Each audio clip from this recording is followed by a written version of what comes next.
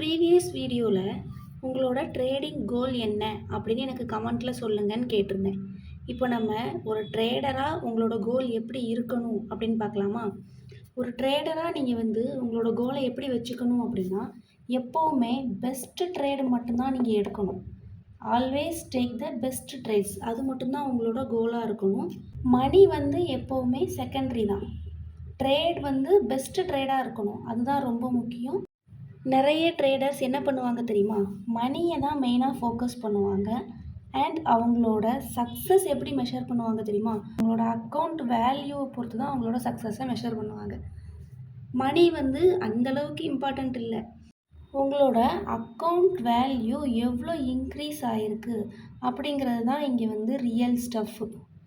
நீங்கள் ஒரு 1 lakh rupees இருக்கக்கூடிய ஒரு அக்கௌண்ட்டில் மந்த்லி 10,000 rupees லாஸஸ் எல்லாம் போக 10,000 rupees ப்ராஃபிட் மேக் பண்ணுறீங்க அப்படின்னாலே அதுவே உங்களுக்கு 10% ரிட்டர்ன்ஸ்.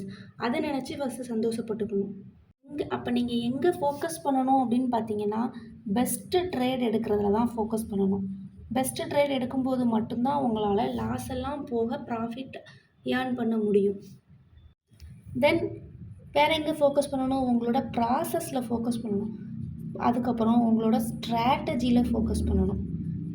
உங்களோட ஸ்ட்ராட்டஜி கரெக்டாக இருந்துச்சு அப்படின்னா உங்களாலையும் பெட்டர் ட்ரேடராக மாற முடியும். உங்களோட கேபிட்டல் என்ன? நீங்கள் எவ்வளோ ப்ராஃபிட் பண்ணியிருக்கீங்க மந்த்லி அப்படிங்கிறத எனக்கு கமெண்ட் பண்ணுங்கள். தேங்க்யூ.